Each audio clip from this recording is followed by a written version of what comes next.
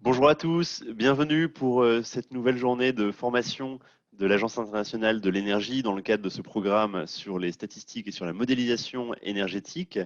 On est ravis de vous retrouver aujourd'hui pour un nouveau cours sur les statistiques énergétiques, donc en présence de mes collègues et experts des statistiques du centre de données de l'AIE. Aujourd'hui, ils vont vous présenter deux webinaires. Un premier sur les bilans énergétiques et les émissions de CO2 et un second après une petite pause sur les indicateurs d'efficacité énergétique et sur les prix. Pour ces deux webinaires, il y aura également des exercices qui seront corrigés en direct pour avoir une approche pratique. Voilà, il y a encore des participants qui se connectent, mais sans plus tarder, je vous propose de démarrer et je passe la parole à mes collègues. Très bon webinaire à tous et merci de votre participation. Bonjour à tout le monde encore. J'espère que vous avez passé un bon après-midi après la première session d'hier. Aujourd'hui, on va continuer avec deux sessions supplémentaires sur les statistiques. On va notamment commencer tout de suite avec la création des bilans énergétiques et les calculs des émissions de CO2. Et après la pause, on va regarder aussi comment est-ce qu'on va calculer les indicateurs d'efficacité énergétique et les prix de l'énergie. Sans plus tarder, comme Arnaud disait, on va commencer avec la présentation d'aujourd'hui, la première. Qu'est-ce qu'on va apprendre dans cette première présentation? On va voir qu'est-ce que c'est un bilan énergétique, pourquoi il est important aussi, et pourquoi aussi calculer des émissions de CO2, c'est intéressant pour certaines analyses du secteur énergie-climat dans le pays. Après, on va voir plus en détail la technique de comment calculer un bilan énergétique. Aussi, on va regarder comment on peut travailler sur un bilan énergétique pour faire des différents indicateurs. Et à la fin de la présentation, on va regarder les techniques et les méthodes pour passer d'un bilan énergétique à les estimations des émissions de CO2. Donc, on commence avec la définition de bilan énergétique. Comme vous avez déjà vu dans la présentation d'hier, et comme beaucoup d'entre vous peut-être le savent déjà, le bilan énergétique, c'est un tableau, un format, où on peut voir une vision de la situation énergétique d'un pays complète dans une année. On voit comme ici sur la gauche de les tableaux, on a divisé en différents secteurs les flux. On peut voir en effet les différents flux d'approvisionnement de la production, les importations, les exportations et les échanges de stocks par exemple. On peut voir toute la transformation et la consommation du secteur même de l'énergie. Et après, pour la consommation finale, on peut voir où les différents produits énergétiques sont consommés dans les différents sous-secteurs de l'industrie, du transport et autres. On peut voir aussi des informations supplémentaires, comme par exemple la production d'électricité ou de chaleur par les différentes sources énergétiques. Un bilan énergétique, comme on a déjà dit hier, c'est une unité énergétique comparable entre produits. Et par exemple, dans cet exemple que l'AIE utilise, c'est 1 kilotonne équivalent pétrole. Ça, c'est le bilan de Bénin, comme vous pouvez reconnaître et comme vous pouvez lire aussi. Non? Et comme je disais, on peut voir dans les lignes, donc dans chaque ligne, on peut voir tous les différents flux d'énergie. Et dans les colonnes, on voit chaque différent produit énergétique aux sources d'énergie. Donc, les informations sont comparables. On peut sommer des différents produits. Par exemple, on peut se dire qu'en production, le Bénin, elle a 2705 kilotep d'énergie. On peut sommer ici dans les totaux, par exemple, les totaux d'approvisionnement total, donc l'offre d'énergie dans les pays, que ça fait plus ou moins 5200 kilotep. Et c'est intéressant pour faire aussi des autres calculs qu'on va voir bientôt dans la présentation. En général, le bilan énergétique, c'est une vision d'ensemble de toute la situation énergétique d'un pays ou d'une région. Le bilan énergétique peut être aussi représenté de forme graphique, par exemple dans le format d'un 5 flow, comme ici on voit le bilan énergétique de l'Afrique, où on peut voir dès la production à gauche jusqu'à la consommation des différents produits énergétiques, en passant pour toutes les étapes qui viennent entre les deux. Par exemple, la transformation, la consommation dans le secteur de l'énergie. Comme on peut voir ici, par exemple, le secteur de production d'électricité, il y a une entrée, plusieurs produits, et une sortie, l'électricité, produit qui va être consommé à la fin dans les autres dans les différents secteurs de consommation finale. Ça, c'est aussi la même chose pour le Bénin. C'est un graphique de 5. Et donc, ça, c'est un bilan énergétique et une image. On peut voir qu'au Bénin, très important, c'est les importations de produits de pétrole consommés notamment dans les transports. On peut voir aussi que la production de biocombustibles et la demande de biocombustibles, c'est très élevé. Ici, on voit qu'une partie des biocombustibles passe dans la transformation. Et ça, c'est rien d'autre que la production de charbon de bois à partir du bois de chauffe. C'est après notamment consommé, surtout dans le secteur résidentiel. On va voir pourquoi il est important de calculer les bilans énergétiques et les indicateurs des émissions de CO2. Première de tout, un bilan énergétique nous permet de calculer l'offre et la consommation totale de l'énergie. Comme vous, on peut sommer les différentes sources d'énergie pour avoir notre total. Donc, ça nous donne une vision d'ensemble et une vision de combien vraiment on consomme dans notre pays. On consomme. Ça permet aussi d'étudier les dynamiques du marché de l'énergie dans les pays. Ça permet de mesurer les différentes sources d'énergie dans les mix. Donc, par exemple, dans mon pays, on voit qu'on a beaucoup plus de gaz par rapport au pétrole, etc., etc. Ça nous donne une idée rapide donc, des sources d'énergie les plus importantes dans mon pays.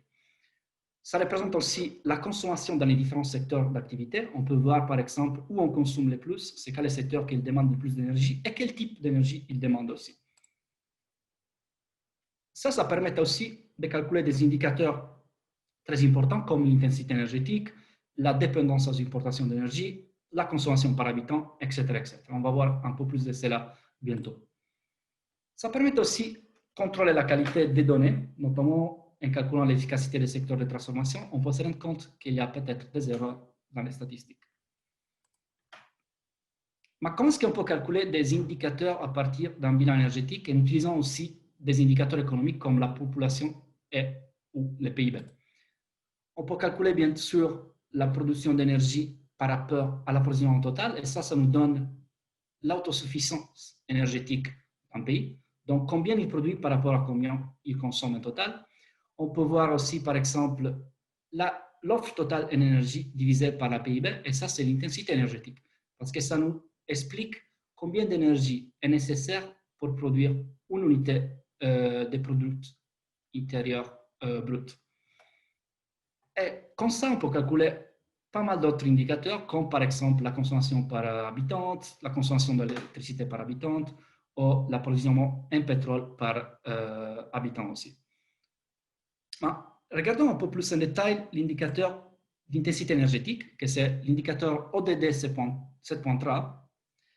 Ici, l'indicateur est créé, comme on avait dit, par la division de l'approvisionnement total en énergie et le PIB. Si on regarde les deux séparés au Bénin, par exemple, on peut voir que le PIB il a augmenté très rapidement des années 90, mais aussi la consommation d'énergie. Donc, on va s'attendre que notre indicateur d'intensité d'énergie n'a pas augmenté de beaucoup, comme les deux indicateurs de PIB et d'approvisionnement d'énergie ont augmenté aussi à la même vitesse. Donc, comme on voit, l'indicateur d'intensité en vert, il n'a pas augmenté de beaucoup. Important à dire aussi, c'est qu'au Bénin, différemment des autres pays, on voit cette couple entre l'approvisionnement d'énergie et le PIB que on ne voit pas dans les autres pays. Ou dans les passeurs du temps, on a vu que même si le PIB a augmenté, l'approvisionnement d'énergie n'a pas augmenté à la même vitesse, de façon que l'intensité énergétique a diminué beaucoup dans des autres régions. Et ça, au Bénin, ça peut être dû par exemple en une forte augmentation de l'accès à l'énergie, en consommation élevée, par exemple, dans les transports routiers. Qu'est-ce que c'est important aussi, cet indicateur d'intensité énergétique? C'est important parce qu'on peut les comparer avec des autres pays et voir où on se situe aujourd'hui.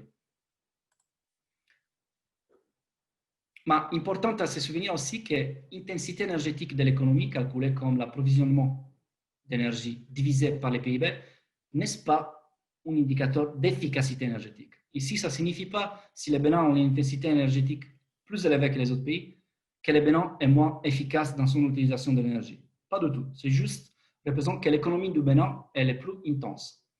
Et ça dépend donc aussi de la structure de l'économie. Quel type d'industrie il y a dans un pays, quel type de services et la façon que les personnes consomment l'énergie dans leur ménage et dans les autres secteurs. Un autre indicateur, c'est l'autosuffisance énergétique. Et ça, comme on a vu, ça se calcule en divisant la production par l'approvisionnement total. Donc, on peut voir combien d'énergie qu'on consomme ou qu'on arrive à la consommation finale dans notre pays est produit domestiquement. On peut voir ici différents pays dans les graphiques, notamment on voit bien l'Afrique et l'Afrique subsaharienne en violet et en vert. Et on voit aussi les Bénin en bleu. Intéressant, on voit que les Bénin, dans les années 90, elle avait une autosuffisance totale, 100%, et aujourd'hui, elle est plus ou moins à 50%. Et dans le bilan énergétique du Bénin, on va le noter aussi, le pourquoi. On voit très bien qu'on a une production de biocombustibles de 2700, plus ou moins, mais aussi on a des importations importantes de produits pétrolifères qui c'est plus ou moins du même niveau.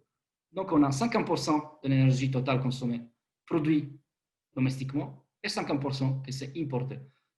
Du fait qu'on va avoir un indicateur d'autosuffisance énergétique de 50%. Ça signifie que le Bénin, il satisfait 50% de l'énergie qu'il consomme domestiquement, avec la production domestique. Par contre, ça, ici, on a un petit bruit, on peut dire, dans les données, parce que les biocombustibles, comme on a déjà parlé hier, représentent surtout l'utilisation traditionnelle de la biomasse. Donc, ce n'est pas une forme moderne d'utilisation de l'énergie, c'est surtout l'exploitation des forêts existantes.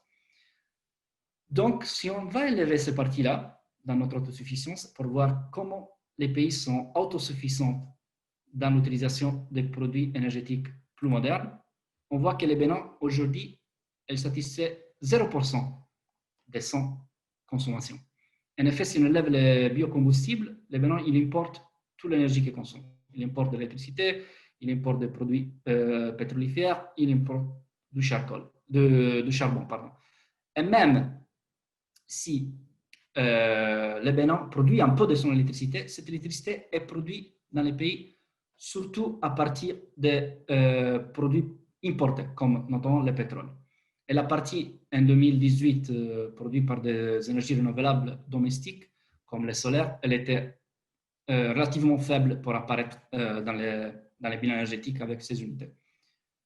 On peut voir intéressant que dans l'Afrique subsaharienne, on a une autosuffisance très élevée. C'est dû au fait qu'il y a des pays comme la Nigeria et l'Angola dans cette région qui produisent beaucoup de pétrole et qui en exportent beaucoup. Donc, on va avoir une production très élevée par rapport à l'approvisionnement national.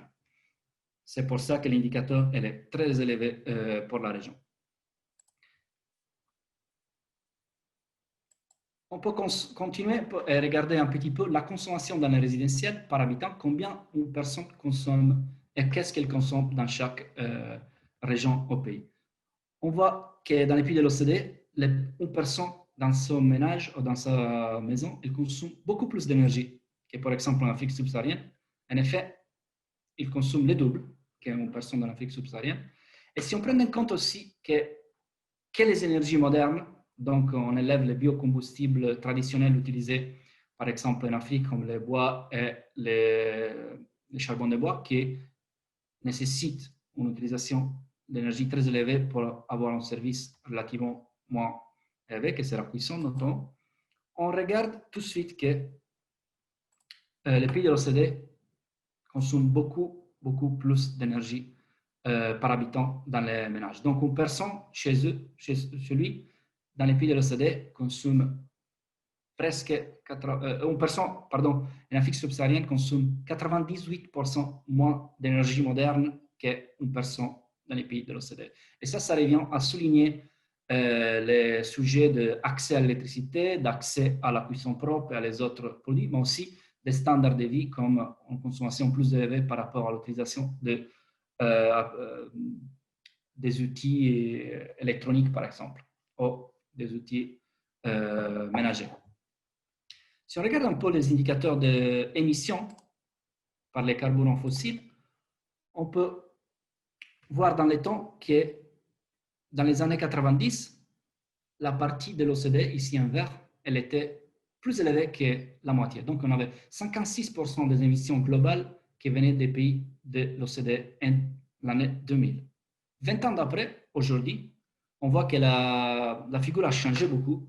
Et aujourd'hui, l'OCDE, les émissions des pays de l'OCDE représentent seulement un peu plus d'un tiers des émissions totales. Ça, c'est parce que les émissions, ils ont augmenté beaucoup dans les pays en OCDE. Ils ont augmenté de 4,2% par an. Et la contribution aujourd'hui, en 2018, de l'Afrique, elle est toujours faible. On a en Afrique que 4% des émissions totales, malgré une augmentation qui est très, très forte, de 3,6% par an. Augmentation des émissions totales. C'est intéressant de dire aussi qu'en émissions par habitant, l'Afrique ne sont pas très élevées par rapport aux autres pays. En effet, comme on disait, l'Afrique contribue qu'à 4% des émissions globales. Par contre, elle représente 15% de la population totale dans le monde. Si on regarde un peu plus les émissions de CO2, on regarde où et par quel type d'activité elles sont produites, on voit tout de suite que la production d'électricité, ici en bleu, et les transports, en violet, représentent les 2 tiers des émissions globales dans le monde. Elles sont augmentées par rapport à les années 70 où elles représentaient que la moitié. En Afrique subsaharienne, par contre, on voit que la génération d'électricité représente une plus petite partie des émissions dans la région. Et ça, c'est dû surtout au fait de la plus faible électrification et la plus faible consommation d'électricité dans l'industrie et dans les ménages dans les continents subsahariens, dans la région subsaharienne. Si on recalcule un peu ces graphiques et on essaye de réalloquer toutes les émissions dues à l'électricité à les secteurs où l'électricité est consommée, on va voir ce type de figure-là et on voit qu'en effet, dans les pays de l'OCDE, par exemple, les bâtiments, les transports et l'industrie sont responsables de 85% des émissions. Et dans les pays hors OCDE, l'industrie tout seul, ici en vert, représente presque 50% des émissions. Et si on ajoute aussi le secteur énergétique, dans l'industrie de l'énergie, on est à plus de 50% des émissions de total. Par contre, si on vient regarder un peu en Afrique subsaharienne, on note tout de suite que les transports restent les principaux émetteurs avec 50% du total. Donc, dans les pays de l'Afrique subsaharienne, comme l'industrie est moins développée que dans les autres pays, on voit que les émissions sont dues surtout à les transports et les transports routiers en particulier. Comme aussi on peut voir notamment au Bénin où la quasi-totalité des émissions est due au transport routier. Avec les données d'émissions et les couplant avec des données et des indicateurs socio-économiques, on peut faire des analyses très intéressantes. Par exemple, on peut essayer de regarder pourquoi les émissions ils ont augmenté ou diminué dans une certaine région. Si on se fixe dans ce graphique à gauche, qui représente l'OCDE, on voit en rouge l'augmentation des émissions dans les temps, depuis 1990 jusqu'à 2018. Et on peut voir dans les autres lignes les différents facteurs qui ont contribué à son augmentation ou sa diminution. On voit tout de suite que l'augmentation de la richesse, donc le PIB par personne, par capita, a augmenté beaucoup et a essayé de ramener ces émissions vers le haut. Par contre, une grosse diminution de l'intensité énergétique dans les pays de l'OCDE, comme on voit ici en violet, a contribué à tenir plus faibles ces émissions.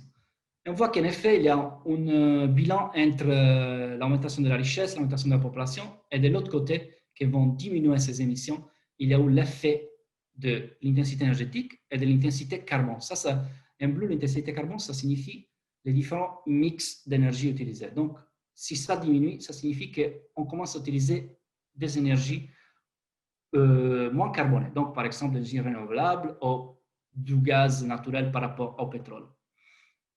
Si on regarde la même figure pour les pays de l'OCDE, c'est un peu différent. En effet, on voit déjà une augmentation des émissions beaucoup plus élevée, surtout due à l'augmentation de la richesse ou du taux de vie, du niveau de vie, donc le PIB par personne, qu'on voit qu'il augmente de 250%.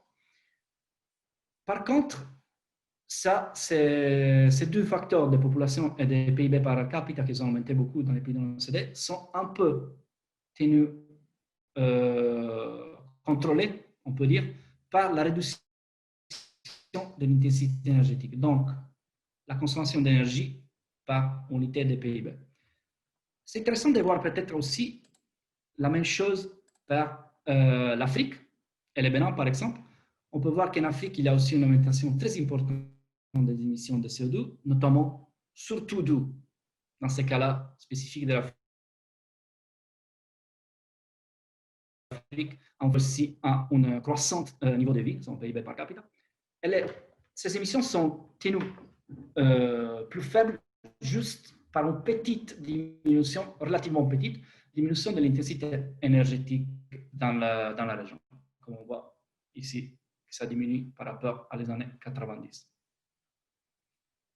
En disant ça, c'était la dernière slide de l'introduction. On va faire un petit test, un petit poll sur menti.com. Donc, je vous demande de vous connecter sur www.menti.com. Et là, on va vous donner les codes tout de suite pour rentrer votre réponse à les questions que vous allez voir tout de suite. Hop. Est-ce que vous voyez mon écran?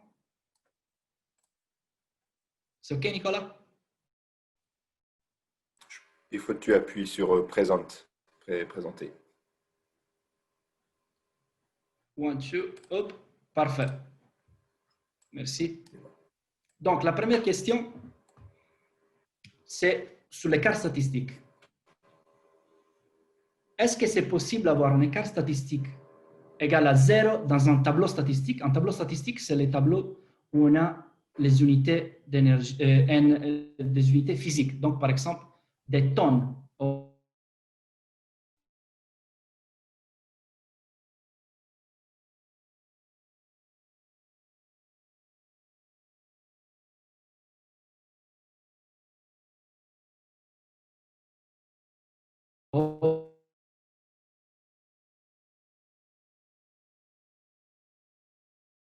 de mètres cubiques. Et laissons pour le temps.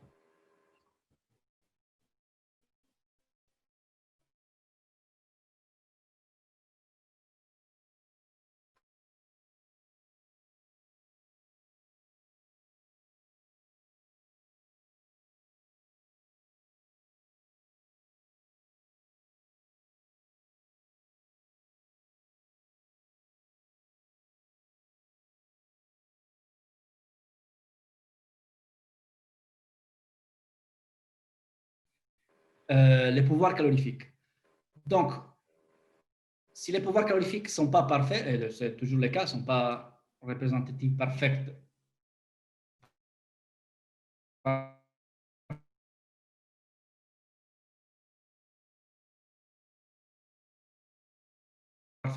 de la réalité, on peut avoir dans la même situation.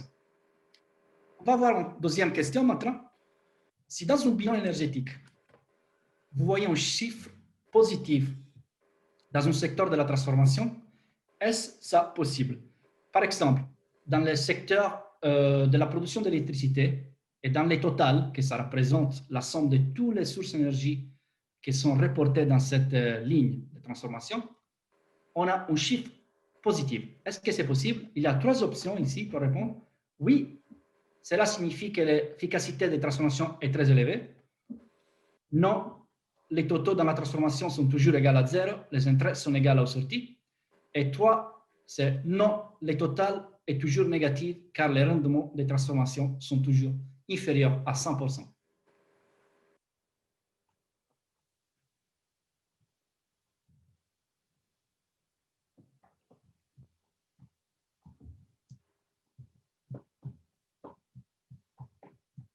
Ouais, tout le monde est d'accord avec la troisième. Il y a quelqu'un qui a répondu la première option. On a déjà une dizaine de personnes. Il y a une autre qui... OK, donc on peut donner la bonne réponse. En effet, vous avez raison. La réponse correcte, c'est non. Le total est toujours négatif. Dans un bilan énergétique, dans le secteur de la transformation, les entrées sont reportées de façon négative et les sorties de façon positive, avec un signe plus. Donc, quand on fait la somme, comme les entrées sont toujours supérieures à les sorties, parce qu'il y aura des pertes dans la transformation, le total va être toujours négatif. On va faire une petite dernière question et après on va commencer avec la présentation de Nicolas. Et ça, c'est une question plus ouverte. Vous pouvez rentrer différents mots, différents indicateurs. Et la question, ça vous demande si vous avez déjà calculé des indicateurs spécifiques sur les données énergétiques dans vos pays. Et si oui, on vous demande d'écrire quel indicateur vous avez calculé. Par exemple, l'intensité énergétique, les émissions de CO2 par habitant ou quelque chose de différent. Ça, c'est intéressant de voir avec quel type d'indicateur les personnes qui sont ici aujourd'hui ont travaillé.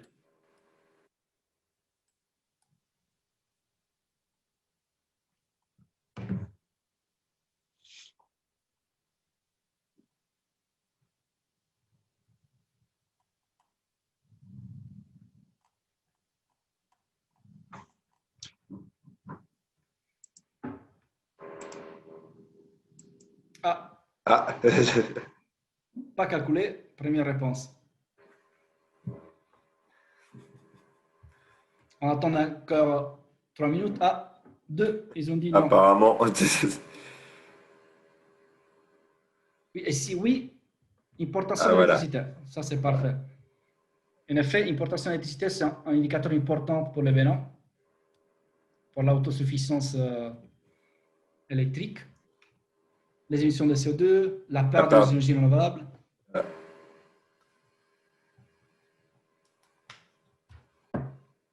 Intensité, bon, c'est très intéressant. En effet, il y a pas mal de différents.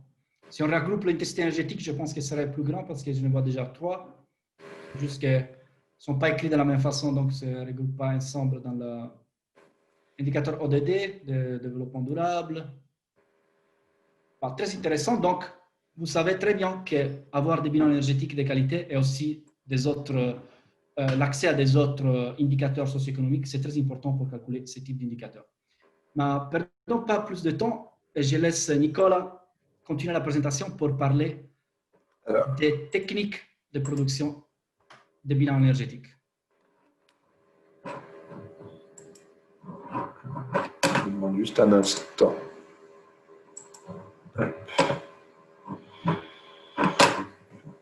Il y a un peu de bruit de fond, Nicolas. C'est mon ordinateur chauffe un petit peu. Alors, j'ouvre et je prends la présentation.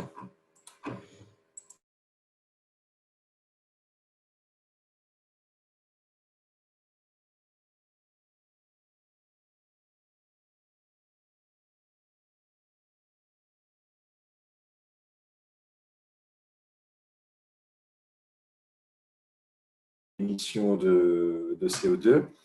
Je profite aussi de vous rappeler rapidement que si vous avez des questions qui vous viennent pendant ces présentations, n'hésitez surtout pas à les indiquer dans la partie Q&A, questions et réponses en bas de votre fenêtre pour justement nous permettre ou d'y répondre directement à l'écrit ou de les garder pour vous répondre à l'oral en fin de présentation. Et sans plus tarder, nous allons voir maintenant un peu plus en détail la logique et comment nous construisons les bilans énergétiques en suivant les recommandations internationales. Là, voici. Donc, comment on passe des statistiques au bilan énergétique? Pour passer de statistiques au bilan énergétique, comme vous l'a expliqué Julia hier, il est important pour nous d'avoir des pouvoirs calorifiques. Suivant vos méthodologies, on utilisera des pouvoirs calorifiques supérieurs ou inférieurs. Dans notre cas, nous utilisons des pouvoirs calorifiques inférieurs, mais c'est purement un choix méthodologique ici. Donc, nous prenons les statistiques de chaque produit, nous leur appliquons les pouvoirs calorifiques pour les avoir en unité énergétique. On procède à des changements de format si nécessaire, notamment sur les conventions de signes pour les stocks et pour les transformations. Et ainsi, nous obtenons un bilan énergétique. Le pouvoir calorifique, comme on vous l'a expliqué hier, il s'agit de la quantité de chaleur, de l'énergie obtenue à partir de la combustion d'une unité de combustible lors de sa combustion. Donc, combien d'énergie a une unité de telle source, de tel produit permet d'obtenir. Ça indique la qualité de votre produit énergétique. Et c'est le seul moyen de convertir une unité de carburant d'unité physique, donc si on lui parle de ce carburant en masse, en volume, ce produit énergétique en masse ou en volume, et de le transformer en unité énergétique, par exemple en tonnes équivalent pétrole, ou alors en térajoule, si on souhaite l'utiliser. Donc, quand l'on voit, permettons ici un cas imaginé d'une table énergétique de statistiques énergétiques d'un pays. Nous avons du charbon bitumineux et un second produit qui, lui, sera en mètres cubes que l'on a rapporté. Nous avons une production, un approvisionnement total, des entrées pour l'électricité et une consommation finale dans des secteurs dans le pays. Nous avons cette première table. Nous utilisons ici nos pouvoirs calorifiques inférieurs, donc avec des valeurs en térajoule par kilotonne pour le charbon bitumineux et en térajoule par mètre cube pour notre second produit. Vous pouvez imaginer qu'il s'agit d'un gaz naturel ou autre. Et en faisant la multiplication de ces valeurs en kilotonnes par ces pouvoirs calorifiques inférieurs, nous obtenons les valeurs en térajoule dans un bilan énergétique. Donc ici, nous sommes passés de 100 kilotonnes en production, par exemple, à 2300 térawatts en production de charbon bitumineux. Et ce que vous pouvez voir, comme on l'a vu dans la question précédente durant le Menti, c'est que nous n'avions pas de différence statistique sur notre table énergétique, mais nous en avons une dans notre bilan énergétique. Pourquoi? Parce que les valeurs de pouvoir calorifique peuvent varier suivant les flux. Comme vous voyez, pour la production, nous avions 23 térawatts, une importation de 25 térawatts et une consommation finale de 20 et 22. Ce qui provoque obligatoirement des différences lorsqu'on fait des calculs en faisant flux par flux. C'est normal et c'est attendu d'avoir des différences statistiques dans une balance ou dans des tables énergétiques. Ce n'est pas quelque chose qui est dérangeant. Ce qui est dérangeant, c'est si celle-ci est beaucoup trop forte. Mais avoir une faible différence statistique comme ici montre juste que oui, il y a des problèmes d'arrondi, de précision dans les mesures. Et la seule manière de résoudre ça serait d'avoir des mesures pour les pouvoirs calorifiques plus précises, d'avoir peut-être des précisions jusqu'à la 3e décimale. Mais ce n'est pas quelque chose de choquant et on peut avoir un écart statistique non nul dans un bilan énergétique. Donc, encore une fois, il est nécessaire de collecter les bonnes données pour les quantités physiques, d'avoir des données précises sur votre statistique énergétique et sur vos pouvoirs calorifiques. C'est quelque chose qu'il ne faut pas négliger quand vous récoltez les informations sur vos produits énergétiques, d'avoir des bonnes valeurs de pouvoir calorifique. Donc, en allant un petit peu plus en détail dans notre méthodologie, nous avons 5 étapes à suivre pour établir le bilan. Nous devons d'abord choisir une unité commune, car un bilan énergétique est montré dans une seule énergie, dans une seule unité. Nous n'avons pas une forme d'énergie qui est en térawatts et l'autre qui est en unité thermale britannique. Nous avons choisi tout en une seule unité. En deuxième étape, nous avons l'approche du pouvoir calorifique. Devons-nous prendre un pouvoir calorifique supérieur ou inférieur? Troisième étape, le choix du pouvoir calorifique par produit. Ensuite, une fois que nous avons nos pouvoirs calorifiques, on choisit les formes d'énergie primaire pour l'énergie que nous allons représenter pour celles qui ne sont pas issues de combustion. Nous avons déjà parlé hier et je reviendrai plus en détail à cette étape pour en discuter. Et enfin, on fait en 5 le calcul de l'équivalent en énergie primaire. Donc, tout d'abord, quelle unité énergétique? Que choisir pour représenter l'énergie dans votre table? À l'AIE, nous avons choisi la tonne équivalent pétrole. C'est en partie dû au fait de notre histoire, l'AIE ayant été fondée à la base pour assurer le suivi des stocks d'énergie pétrolière, principalement. Ensuite, avec le temps, les activités ont évolué, mais nous avons gardé cette unité, qui est aussi une unité pratique, car elle a un sens compréhensible à tous. Une tonne de pétrole à peu près tout le monde arrive à se représenter ce que c'est des joules. C'est déjà une unité qui est un petit peu plus dure peut-être à comprendre et à appréhender. Pour le bilan énergétique du bilan, nous avons donc utilisé des milliers de tonnes d'équivalent pétrole pour représenter ce bilan dans notre publication. Ensuite, le pouvoir calorifique supérieur ou inférieur, lequel choisir? La différence entre ce supérieur et l'inférieur est la chaleur latente, que vous l'avez expliqué Julia hier. Donc la vapeur d'eau produite lors de la combustion d'un carburant fossile qui ne peut pas être récupéré, qui ne peut pas être utilisé dans un moteur ou dans un générateur électrique. L'écart entre les deux est de 5% pour le pétrole et le charbon en moyenne. Évidemment, les écarts sont plus précis, les différences sont plus précises quand on a des valeurs établies dans des laboratoires, et de 10% pour le gaz naturel. À l'EIE, nous avons choisi d'utiliser le pouvoir calorifique inférieur car il représente l'énergie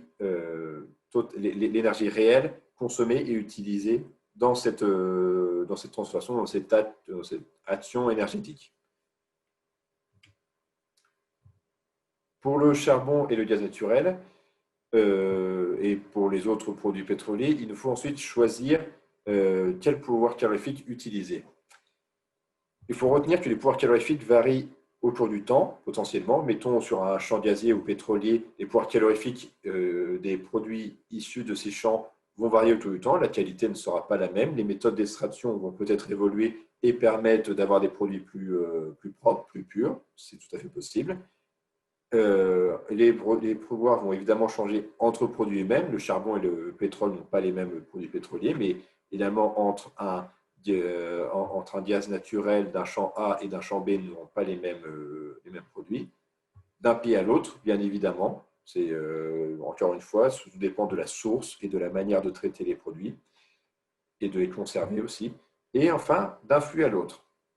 Dans certains cas, par exemple, le combustible, le carburant, le produit énergétique qui sera vendu, transmis aux acteurs du secteur du commerce, ne sera pas le même que celui vendu à un secteur résidentiel ou à des transports routiers, par exemple. Nous aurons des gammes de produits, des qualités de produits légèrement différentes, ce qui fait que le pouvoir calorifique dans ces différents flux sera différent. De même, ce que l'on importe ou exporte dans un pays n'a pas forcément le même pouvoir calorifique que ce que l'on produit sur place.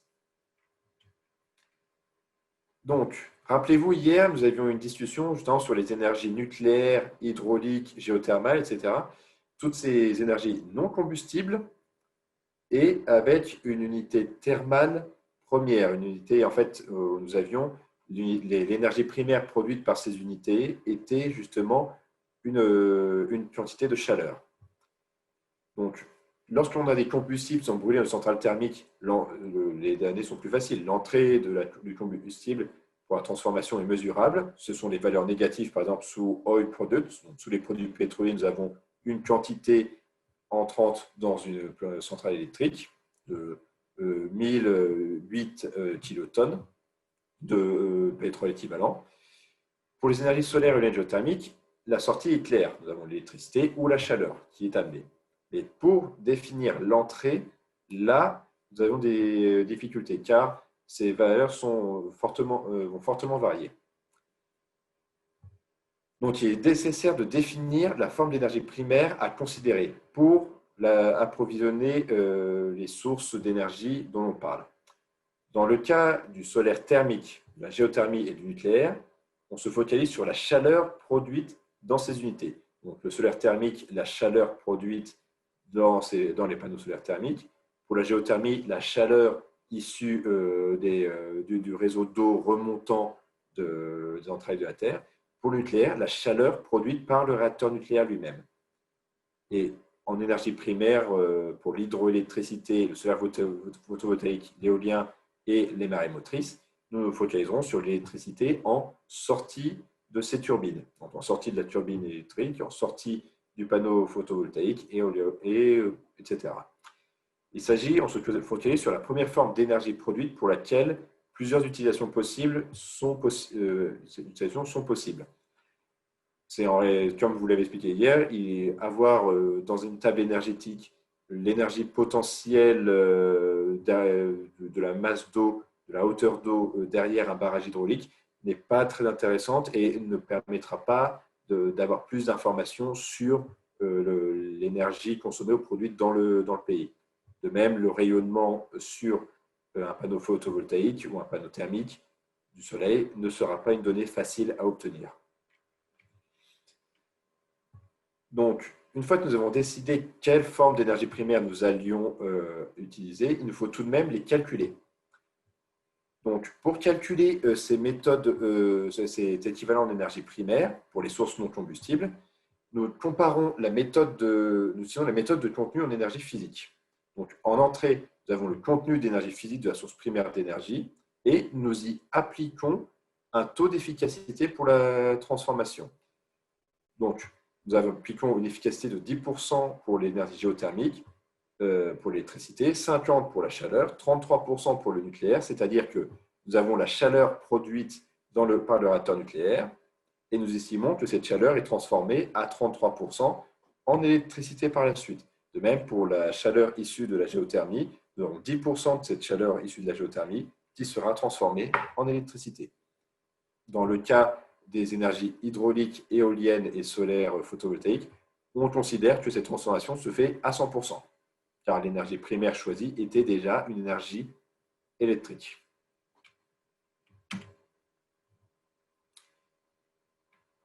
Donc, est-ce que nous avons eu des questions en cours de route? Je ne crois pas en voir et Jean-Luc me dira si nous devons y revenir par la suite. Donc maintenant, nous allons voir un petit peu plus en détail le bilan énergétique lui-même, comment nous le présentons, et faire un zoom, encore une fois, sur cette transformation pour voir en détail comment procéder. Donc, encore une fois, un bilan énergétique. Il s'agit d'une table. En réalité, on pourrait parler d'une matrice à 2 dimensions, donc une table annuelle avec les différents endroits et espaces que vous connaissez maintenant, l'approvisionnement, la transformation, etc. Si nous regardons ici, dans le cas d'un pays qui ne produirait pas de pétrole, ne produirait pas de produits pétroliers secondaires. Donc, nous avons une production à zéro, toute la demande est importée dans le pays, nous avons des consommations dans les soutages internationaux et un apport total primaire en énergie pour les produits pétroliers. Quand nous nous concentrons sur, et si vous regardez l'électricité, la colonne du produit électricité à droite, vous voyez que nous n'avons pas de production locale dans cet approvisionnement. C'est parce que justement la sortie d'électricité depuis les différentes sources d'électricité possibles est indiquée dans le secteur de la transformation. Donc maintenant, si nous allons en dessous de la ligne de l'apport total en énergie primaire, nous voyons des entrées dans les centrales électriques. Par exemple, du charbon, nous avons 162 kilotonnes de pétrole équivalent qui rentrent dans les centrales électriques depuis le charbon. Nous avons 31 kilotonnes de pétrole équivalent qui rentrent depuis l'énergie hydraulique et qui, elle, avait une source d'énergie primaire électrique que nous avons définie, l'électricité. Nous avons 31 au-dessus en production totale pour l'hydraulique, de même pour la géothermie et autres. Et dans la colonne électricité, nous avons la sortie de l'énergie électrique de 418 kilotonnes de pétrole équivalent. Cela vous permet d'avoir dans la colonne totale, tout à droite, de calculer l'efficacité moyenne totale de la transformation électrique dans votre pays, puisque vous avez une valeur négative de moins 903 kilotonnes d'équivalent pétrole dans votre colonne totale, ce qui montre justement que par rapport à la quantité totale d'électricité en sortie, nous avions injecté plus d'énergie en entrée, environ la moitié dans le cas présent. Donc, pour résumer ce que nous venons de voir, l'approvisionnement, les produits raffinés et l'électricité sont des produits secondaires et donc on leur attribue la valeur 0 en production pour éviter les doubles comptes et nous aurons… Ah oui, j'avais oublié cette ligne-là, veuillez m'excuser. Donc, nous n'avions pas de production locale dans la partie approvisionnement pour les produits secondaires car elle est rapportée dans la ligne de la transformation ici de la raffinerie. Nous avons un intrant de pétrole pur, de crude oil dans la raffinerie. Et en sortie, à la colonne suivante, nous avons les 985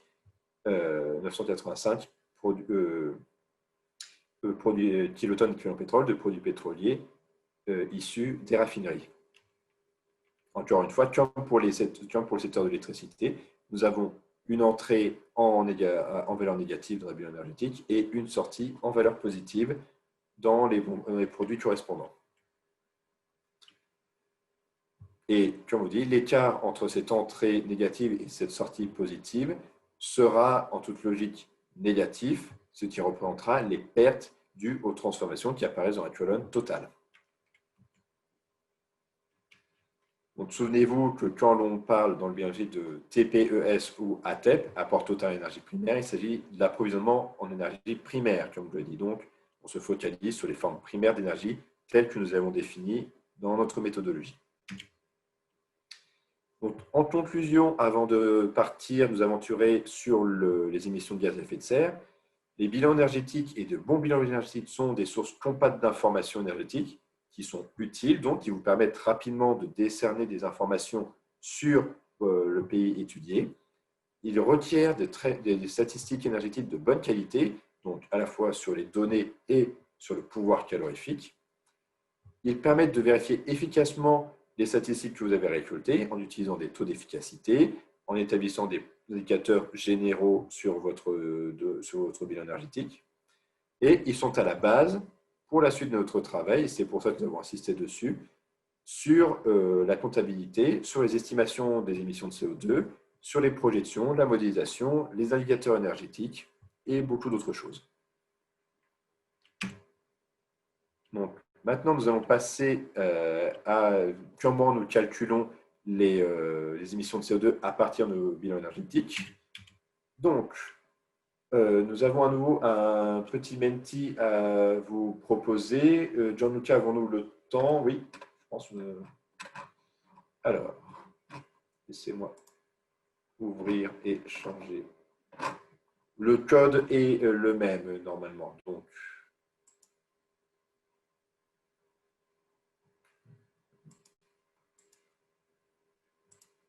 ici.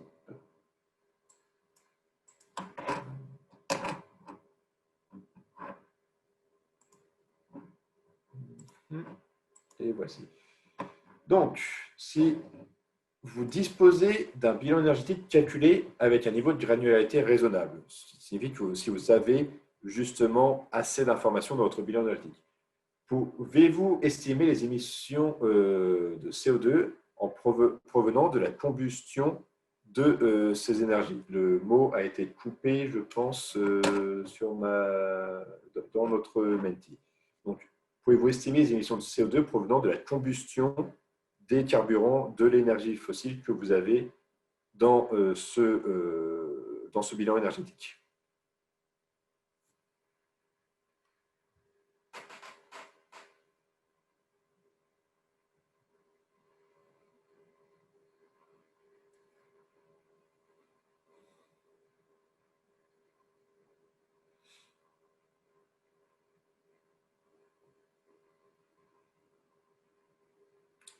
Nous avons donc des réponses qui sont plutôt équilibrées pour le moment. Nicolas, oui. Pour le moment, on peut répondre à une question très intéressante, en effet. Il y a une question sur la considération, par exemple, de l'énergie de photovoltaïque comme électricité primaire. Il demande pourquoi ça c'est considéré primaire et les autres électricités, non. C'est comme vous le disiez, c'était dans la logique de cette méthodologie, nous utilisons l'énergie primaire, nous considérons l'énergie primaire du panneau photovoltaïque comme étant l'électricité en sortie du panneau, car il s'agit de la première forme d'énergie qui pourrait potentiellement être utilisée à différents usages. On va prendre deux exemples dans ce cas. Comme vous disiez, l'énergie potentielle derrière le barrage de la masse d'eau, en soi, telle que nous l'avons là, elle ne peut servir qu'à actionner la turbine du barrage. Donc, on va se focaliser sur l'électricité en sortie de la turbine du barrage, qui, elle, une fois qu'elle est sortie, peut servir à la fois à alimenter l'activité propre du barrage ou à aller redistribuer sur le réseau pour justement être distribué ailleurs. Dans le cas du panneau photovoltaïque, c'est la même chose. Nous avons des radiations issues des rayonnements du soleil qui viennent frapper le panneau solaire, mais en soi, ces radiations en elles-mêmes, nous ne pouvons pas décider autrement que, dans le cadre, dans le système que nous avons là, de faire autre chose avec que de récolter grâce au panneau solaire. Par contre, l'électricité issue de ce panneau solaire, nous pouvons soit l'utiliser comme pour alimenter les ordinateurs, le service de la centrale solaire, ou le distribuer sur les réseaux. Donc, c'est la première forme d'énergie qui aura justement possiblement plusieurs utilisations possibles. C'est pour ça que l'on choisit l'électricité. Inversement, par exemple, dans une centrale géothermale, on établit la chaleur comme énergie primaire parce que justement, cette chaleur peut à la fois servir à chauffer la centrale elle-même, les habitations, les autres éléments autour, comme il peut servir à produire de l'électricité. Donc, c'est cette première chaleur issue sur laquelle nous nous concentrons. Et maintenant, donc nous avons la plupart des personnes qui s'accordent, même si les réponses sont assez réparties, qu'on peut multiplier les données que nous avons dans le bilan par la consommation d'énergie, par les facteurs de conversion fixés fournis par le GIEC, donc le groupe international d'experts sur le climat. Et si l'on regarde la bonne réponse, en réalité, c'était la réponse, la troisième, donc sur le fait que vous pouvez utiliser l'intensité carbone standard de ce groupe pour chaque combustible fossile. La différence entre ces deux réponses, c'était que la première n'était que pour la consommation totale. Ici, on se regarde par chaque combustible fossile. Nous allons voir dans quelques slides pourquoi nous considérons cela ainsi. Alors, une dernière question avant de revenir à la présentation. Donc, pour vous, justement, comme nous l'avons vu à la présentation précédente, on calcule les émissions de CO2 par produit. Donc, quel est le combustible qui émet le plus de dioxyde de carbone par unité d'énergie selon vous? Vous pouvez les classer par ordre décroissant d'émissions. Donc, en premier, le produit qui a le plus émet le plus de CO2, puis le second, etc. Vous avez le choix entre le charbon de bois, les gaz de pétrole liquéfié, le charbon fossile, donc le charbon minéral traditionnel de l'industrie, et en dernier, le gaz naturel. Nous avons une première réponse avec le charbon en tête, suivi du charbon de bois, du gaz de pétrole liquéfié et du gaz naturel. Très bien, très bien.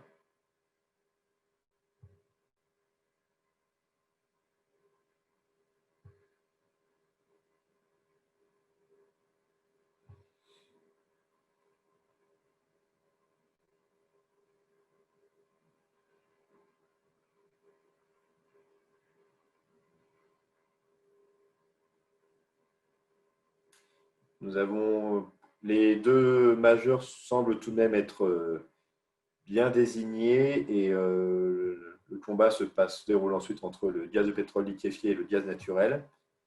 Je précise ici que la question est un petit peu piège puisque pour le charbon de bois, la question devrait aussi de savoir si le bois dont est issu, la méthode dont la est produite, est renouvelable ou pas. Car en général, pour la biomasse, si on regarde les facteurs d'émission que l'on applique sur la balance énergétique, on considère que si jamais il s'agit d'une exploitation renouvelable de la biomasse, dans ces cas-là, la quantité de carbone relâchée dans l'atmosphère est compensée par l'absorption des différentes plantes avant cela. Mais donc, dans tous les cas, le fait d'avoir le charbon fossile en première position est correct et le gaz naturel dans les dernières positions est aussi correct. Le gaz naturel a cet avantage par rapport aux autres carburants fossiles d'avoir une émission de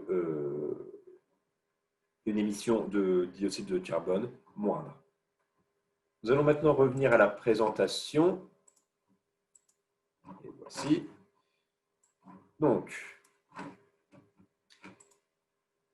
Pour revenir sur l'idée, la logique du changement climatique et de l'effet de serre du CO2, ce sont des termes qu'on entend beaucoup depuis plusieurs années, mais qui ne sont pas forcément clairs pour tous. Qu'est-ce que l'effet de serre?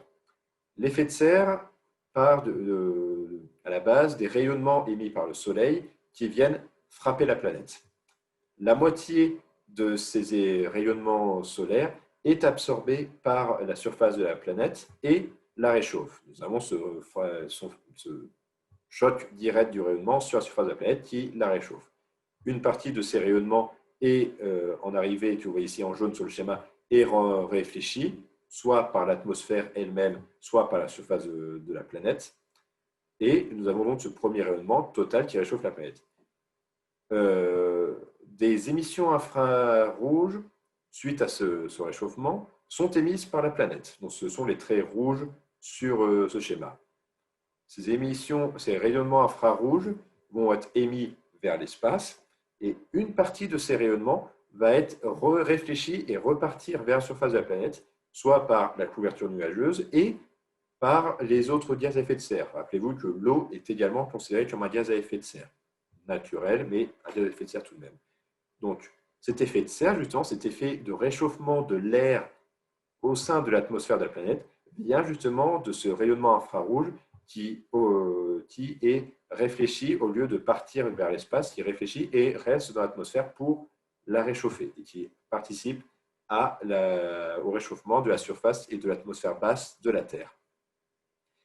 Et donc, comme je l'ai dit, ce sont les gaz à effet de serre qui provoquent ce réfléchissement des rayonnements infrarouges. Plus nous aurons de gaz à effet de serre, plus ce réfléchissement sera intense et donc plus l'on réchauffera la surface de la planète. Donc, récemment, depuis plusieurs dizaines d'années maintenant, des groupes d'experts ont mis en garde et ont établi des modèles et des prédictions sur justement les effets que pourrait avoir l'augmentation des gaz à effet de serre dans notre atmosphère, en mettant justement une fameuse barre sur le risque d'une augmentation de température à au-dessus de 5% par rapport aux 5 degrés, au-dessus de 5 degrés Celsius par rapport au niveau précédent le début de l'époque industrielle pour la planète. D'après tous les rapports et quand on regarde les données qui sont dans cette section, l'effet et l'influence humaine sur le climat est indéniable. La concentration de gaz à effet de serre dans l'atmosphère a augmenté, et c'est une donnée mesurée dans le temps depuis le début de l'ère industrielle. Le réchauffement de l'atmosphère au niveau mondial est observé et la compréhension du système climatique est de plus en plus fine, notamment grâce aux modèles informatiques qui nous permettent de voir justement les effets de ces différents changements qui sont provoqués. Quand on regarde maintenant au niveau statistique, donc là, quittons la physique pour repartir vraiment vers la statistique, des émissions mondiales de CO2. Si l'on regarde donc, nos statistiques sur lesquelles nous travaillons à l'AIE, qui sont sur les émissions de dioxyde de carbone depuis la combustion de carburant, nous voyons que depuis 1971, il y a nettement une augmentation. Nous sommes passés de 15 gigatonnes de dioxyde de carbone par an à un peu moins de 35 gigatonnes en 2018. Donc, les émissions ont plus de doublé depuis 1971. Et si l'on regarde maintenant ces facteurs d'émissions, la répartition de ces émissions par secteur, on voit que l'industrie et les transports représentent environ 70% de ces émissions globales. Ce sont donc les acteurs majoritaires de cette émission. Vous pourrez noter à droite que nous avons au départ une répartition par secteur et qu'ensuite nous procédons à partir d'un calcul à une réallocation pour prendre en compte les secteurs qui brûlent les carburants pour produire de l'électricité et de la chaleur. Et nous avons donc ce qui permet de retirer le secteur Electricity and Heat de ce rapport, de ces graphiques. Pourquoi est-ce que nous nous concentrons autant sur les émissions de CO2 et pourquoi elles sont importantes? Car il s'agit non seulement d'un problème global pour la planète, mais aussi un suivi qui a des très fortes conséquences au niveau politique. Depuis 1995, il y a tous les ans une conférence des partis qui a lieu entre tous les États membres sur la planète pour justement discuter des objectifs par rapport à ce changement climatique et des progrès accomplis.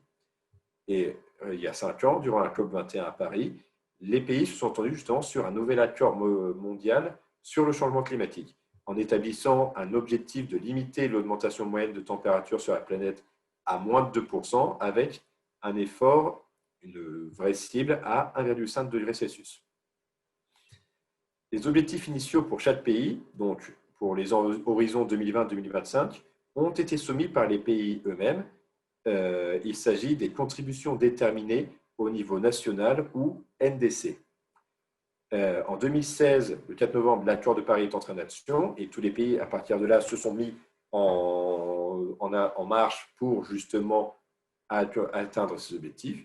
Et la prochaine COP prévue est en 2021, du 1er au 12 novembre, et en espérant que celle-ci puisse avoir lieu avec les conditions actuelles que nous connaissons. Comme je vous le disais précédemment, à l'AIU, nous nous concentrons sur les émissions de CO2 issues de la combustion des énergies.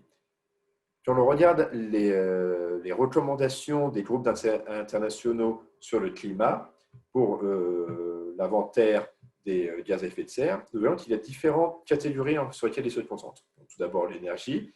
Nous avons aussi les processus industriels, l'agriculture, la sylviculture, le traitement et l'évacuation des déchets, et un dernier secteur pour les derniers éléments possibles.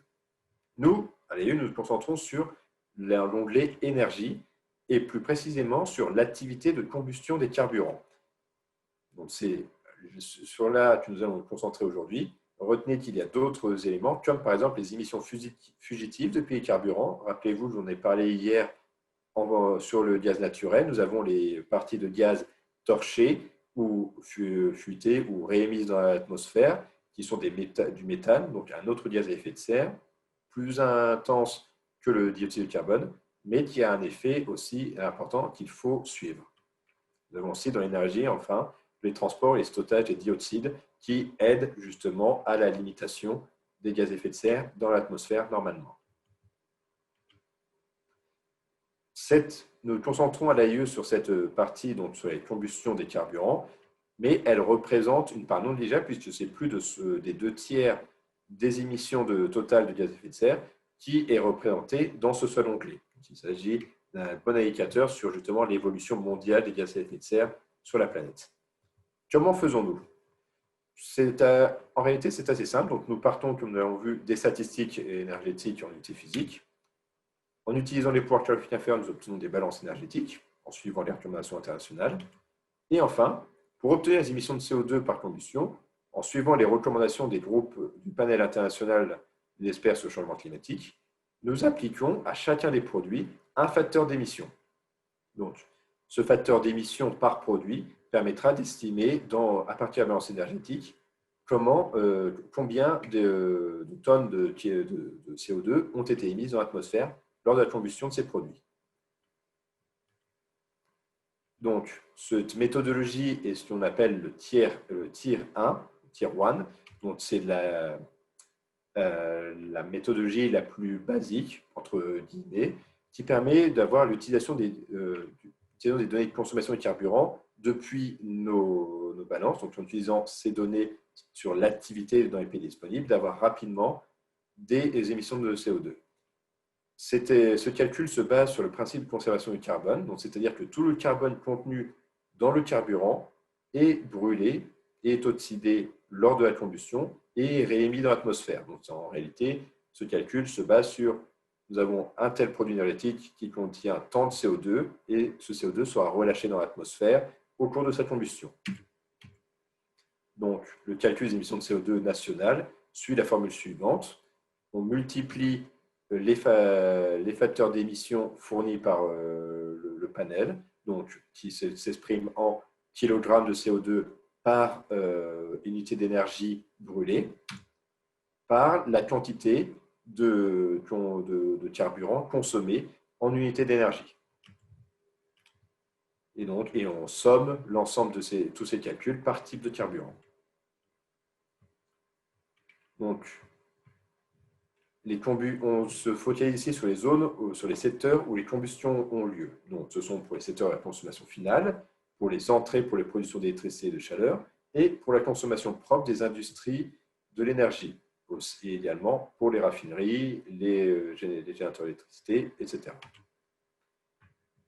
Et ces facteurs d'émission fournis par le panel varient fortement suivant les produits. Donc, comme vous le voyez, tout à gauche, nous avons les plus forts avec, par exemple, les déchets industriels et les produits charbonneux, donc le coke de gaz à coke, la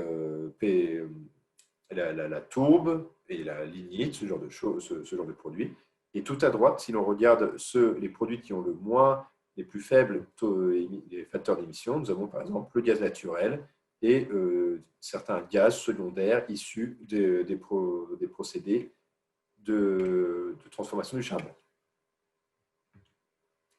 Donc, en conclusion, avant d'arriver à notre pause, l'influence humaine sur le climat est indéniable, il faut s'en souvenir. La preuve en est la concentration de gaz à effet de serre observée dans l'atmosphère et les événements climatiques observés ces dernières années. Une mitigation des émissions efficaces va nécessiter que tous les pays, indépendamment de leurs besoins d'énergie et d'infrastructures, consomment l'énergie de manière durable. Et là, on parle bien ici de mitigation des émissions, pas de retrait des émissions. Ce qui a été émis dans le passé aura déjà une influence. Des informations à jour et précises sur la consommation d'énergie des émissions de gaz à effet de serre sont essentielles pour les pays pour que leurs progrès soient mesurés et pour qu'ils fassent eux-mêmes des progrès dans la réduction des émissions. Donc, encore une fois, votre rôle est essentiel dans cette tâche. C'est de bonnes statistiques énergétiques sont essentielles pour l'estimation des émissions de gaz à effet de serre. C'est à la base de ce travail. Et nous sommes à la fin de la présentation, de la première partie de ce webinaire. Gianluca, je te laisse reprendre ta main. Merci Nicolas, ça c'était une présentation très intense. On a vu les méthodes de calcul des bilans énergétiques et comment est-ce qu'on peut après passer des bilans énergétiques à calculer et estimer les émissions de CO2. Maintenant, on va vous proposer la solution de l'exercice que vous avez reçu vendredi sur le bilan énergétique. Et Nicolas et moi-même, on va vous guider dans l'exercice. Nicolas, je te laisse partager l'écran avec l'Excel et après, on va tout de suite regarder les questions différentes. Ça s'est traité d'utiliser les statistiques qu'on a vues hier sur le gaz naturel et sur l'électricité dans l'exercice d'hier, avec des autres statistiques sur les autres sources d'énergie pour produire un bilan énergétique et après, à partir de ça, faire des petites vérifications de la qualité des données et enfin aussi calculer les émissions de CO2 par des secteurs différents, comme la question est demandée. Ici, vous pouvez voir déjà l'écran de Nicolas où il y a les fichiers Excel avec les questions. Je laisse Nicolas vous guider sur les différentes étapes pour la solution de cet exercice. Merci beaucoup. Et voici donc, sur cet exercice qui vous a été envoyé hier, comme vous l'a expliqué Gianluca, nous avons, après avoir établi le bilan dans les questions de l'exercice précédent, il vous est maintenant demandé, à partir de ce bilan, de calculer, il vous sera demandé de calculer les émissions de CO2. Donc, tout d'abord, il vous sera demandé d'étudier un petit peu ce bilan que vous avez obtenu et de voir d'expliquer pourquoi, par exemple, les données d'entrée dans le secteur de la transformation sont négatives. Pour cela, rappelez-vous ce que je vous avais expliqué un petit peu plus tôt, c'est justement ainsi que notre méthodologie est établie, les données d'entrée dans une transformation, que ce soit pour la raffinerie ou pour la transformation électrique, et sont négatives. Et nous avons les sorties qui, elles, sont des valeurs positives, qui vous permettent ainsi d'établir des pertes ou des gains, justement, au sein de des transformations étudiées. Donc, où ai-je perdu ma souris? Voilà. Donc, là, vous avez, en deuxième question, à partir des résultats, donc compléter ce bilan pour l'année 2019. Donc, vous avez les cellules jaunes avec les données que vous aurez obtenues précédemment sur la production de gaz naturel et sur les entrées dans les différents secteurs de consommation en térawoules, en utilisant le pouvoir calorifique inférieur. N'oubliez pas. Et vous pouvez également, à ce moment-là, renseigner les données sur les énergies solaires, éoliennes, pour justement avoir un bilan à peu près complet. Rappelez-vous justement que pour les énergies hydrauliques et solaires photovoltaïques, ainsi que pour l'éolienne, on considère que l'électricité en sortie de ces unités de production est l'énergie primaire. Donc, nous avons donc 431 terajoules ici d'électricité en production primaire du secteur hydraulique qui seront ensuite réinjectés dans ici l'entrée du secteur électrique et seront rapportés à 100% d'efficacité dans ici l'électricité totale issue des différentes centrales électriques. La troisième question ensuite porte sur justement la vérification de ces efficacités, puis on vous demande d'observer les données pour la transformation des raffineries et de voir si vous identifiez un ou des problèmes. Donc, un premier problème qui peut vous sauter, c'est que vous avez ici une entrée négative, une sortie négative pour les produits pétroliers issus de la raffinerie, et quand on fait la différence des deux, on obtient une valeur positive ici en énergie sur votre secteur de raffinerie, ce qui n'est, comme vous l'avez expliqué, physiquement impossible. Nous n'avons pas pour le moment, peut-être un jour un physicien génial trouvera cela, les moyens par une transformation de faire gagner en énergie totale vos produits. Vous serez limité par les données, par la physique à avoir des pertes en énergie autour de ces processus, ne serait-ce que par les évaporations des produits.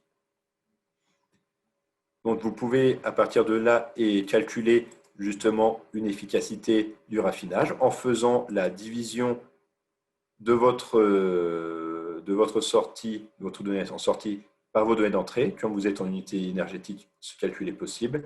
Pensez à utiliser un signe négatif pour avoir un indicateur positif et vous obtenez que l'efficacité du raffinage en 2019 était de 107%. Ce qui, comme je vous l'ai dit, n'est pas possible en unité énergétique. Le seul moyen, seule unité dans laquelle ce serait possible, ce serait en travaillant en volume.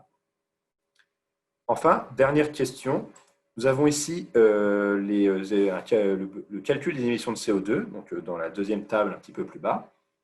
Donc, on calcule les émissions de CO2 par rapport à l'approvisionnement total et la production d'électricité pour chaque combustible. Donc, il vous est fourni dans le petit tableau plus bas les facteurs d'émission donc par produit en tonnes de CO2 par terajoule et il vous est rappelé des facteurs de conversion ici, si besoin, pour vos calculs. Donc, mettons une première ligne ici, si vous calculez des émissions de CO2 pour l'approvisionnement total du charbon, vous multipliez ici votre facteur d'émission du charbon par l'approvisionnement total en charbon que vous avez ici. Et pour faire fonctionner les unités par rapport à ce qui vous est demandé ici en mégatonnes de CO2, vous divisez par 1000. Ce qui vous donne ici, en faisant le même principe pour chacun des produits, vous obtenez un total d'émissions de CO2 pour l'approvisionnement total et pour ce qui est de la production d'électricité. Un dernier calcul que vous pouvez faire qui est intéressant au sein des pays est de calculer l'intensité de la production d'électricité en dioxyde de carbone. Donc, calculer combien de dioxyde de carbone est produite pour chaque kilowattheure d'électricité produite. Pour ce faire, on prend la quantité totale d'émissions de CO2 issues de la production d'électricité, donc ici 809 mégatonnes, et on la divise par la production d'électricité totale obtenue ici en gigawattheure. En faisant les changements pour les unités nécessaires, vous obtenez ainsi que pour chaque kilowattheure d'électricité produite, vous émettez 1176 grammes de CO2 dans l'atmosphère, ce qui est un indicateur important pour établir l'efficacité et la propreté, entre guillemets, de votre système de production d'électricité dans le pays. Et c'est tout pour ce premier exercice sur la fin des bilans et le calcul des émissions de CO2. Est-ce que nous avons des questions qui sont arrivées entre-temps, Gianluca? Oui, on a juste une question sur les émissions. C'est de Monsieur Dedo qui nous demande pourquoi on calcule que les émissions de CO2 et on ne se concentre pas sur les autres gaz. Et je pense que la réponse est, comme Nicolas l'a déjà expliqué dans la présentation, c'est qu'on se concentre sur les émissions carboniques de la combustion des produits énergétiques fossiles dans les calculs que l'AIE fait. Et notamment, c'est vrai qu'il y a des autres gaz à effet de serre qu'il faudrait tenir en compte, comme Nicolas a déjà dit, par exemple les méthans fugitifs, ou les NO2 ou des autres types de gaz à effet de serre. Oui. Ça, si tu veux ajouter quelque chose, Nicolas, je te laisse. Et aussi, comme vous le disiez, même quand on se concentre uniquement sur la combustion des gaz, les émissions de gaz à effet de serre à partir de la combustion, en réalité, c'est les produits, par exemple, à charbon que l'on brûle, n'émettent pas que du CO2. Et comme vous le disiez, justement, merci beaucoup pour votre question.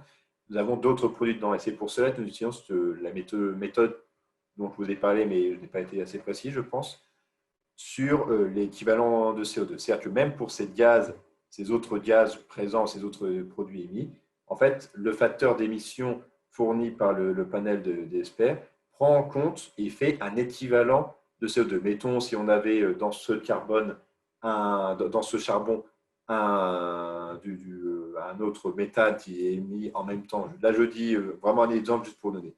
Un méthane qui est émis en même temps, on considère que le méthane est 20 fois plus intense en effet de serre que le carbone. Donc, pour une unité de méthane émise, on la remplace en fait par 20 unités de CO2 dans notre facteur. Et ainsi, on garde en fait en équivalent de gaz à effet de serre, on se garde que sur le dioxyde de carbone pour faciliter le suivi des effets de serre. Mais on essaie de prendre en compte en effet ces autres gaz émis lors de la combustion des carburants.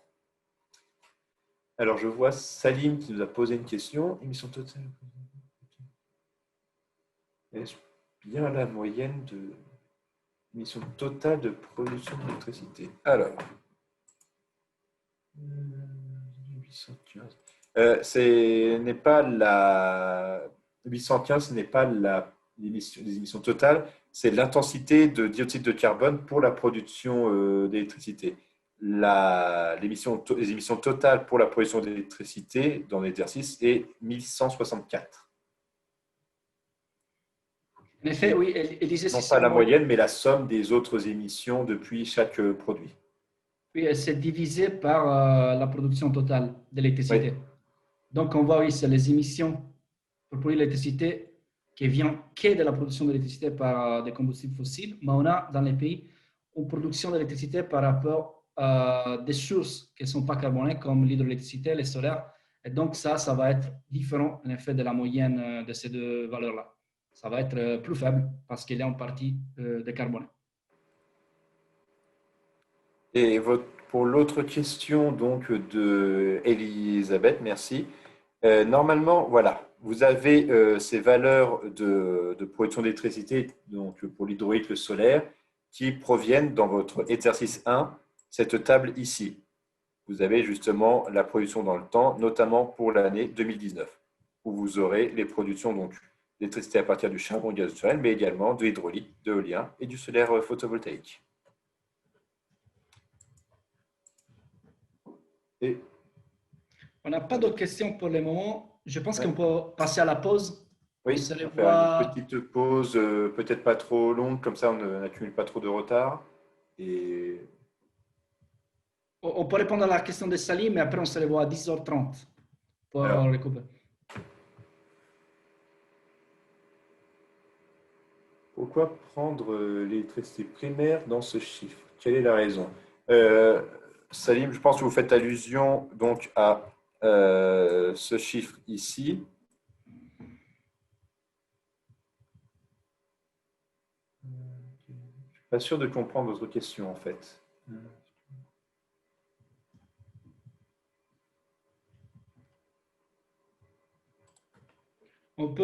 Peut-être on peut essayer de Salim, si tu veux parler, je viens de te donner la parole. Si tu peux allumer ton microphone, tu peux poser la question live. Ok, merci beaucoup. Est-ce que vous m'entendez? Oui, très bien. Ok. En fait, la préoccupation que j'ai pour les émissions liées aux deux combustibles, on a effectivement pris la production d'électricité associée qu'on a divisée par la consommation de ces combustibles.